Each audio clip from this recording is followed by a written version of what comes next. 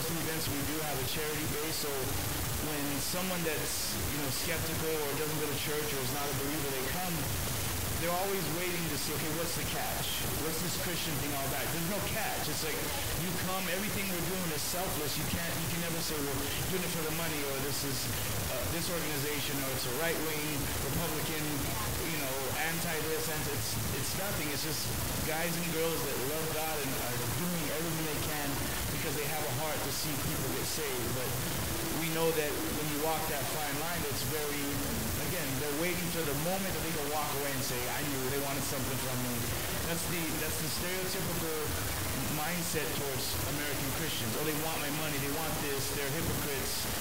And us knowing that, and even in seeing that and believing that myself in a lot of ways, we have to just be so broken and vulnerable and be honest with them. So these guys come up and they share their stories of drug addiction to sex addictions, anything, suicidal thoughts, to just being honest. And these people are so, they're not used to that. They're not used to real guys going out there and girls saying, dude, I'm screwed up.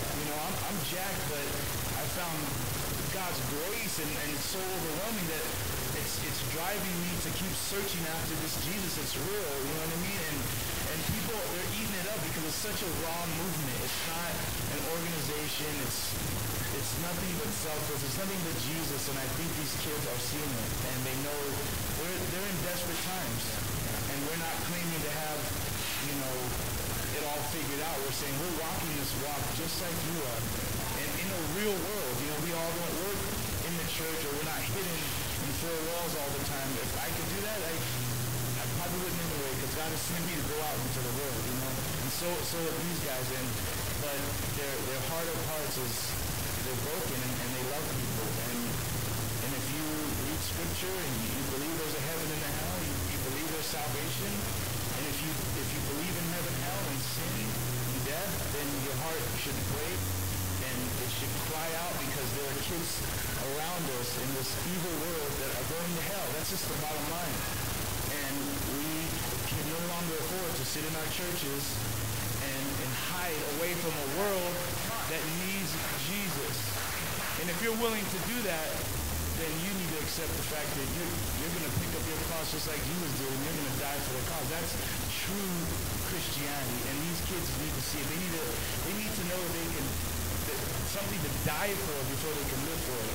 These kids are extreme, and when you give them raw Jesus, scripture, gospel Jesus, these kids are down.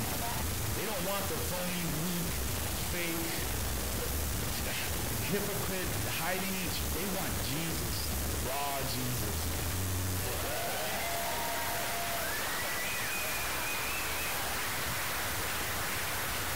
Now, we were just talking before, Sonny, about the pressures on the road. You're always travelling, you're on aeroplanes, you're living out of a suitcase. How do you guys stay close to Jesus in the middle of the hectic schedule you have? What do you do to stay close to God? Lacey? Well, there's a lot of stuff involved with that, and I think it's the same thing you would do if you weren't in that situation. A lot of times except it's, I think, a lot more subtle when you're at home and going to church all the time. When you go away from Jesus, you think that you're still close to him because you're in a religious environment, but that's not always true, So it's the same situation, if the way that you would have a relationship with any person, if you don't talk to somebody for a while, your relationship changes. If you don't, find out about your friend and figure out how to just be friends. That's kind of like the thing. Jesus is our friend. He's also our bridegroom, and that's easy for me to understand as a woman. It's kind of weird for a guy, but he's our father. You spend time and you learn from him. You sit at his feet, like Sonny always says. You sit at his feet. And that's just your individual, walk. That's always, you can always come back to that. I don't know how many times I had to say to somebody after a Flyleaf show, who's been following us around on tour, and particularly I'm thinking of a certain girl that follows us around on tour, and when she's gone as far as she's able to go for whatever reason, she starts crying and she says, I I need to come to your shows because I just feel something so amazing here. I feel like God's here, you know. And I try to tell her, you know, you can experience that in your bedroom, you know, if you just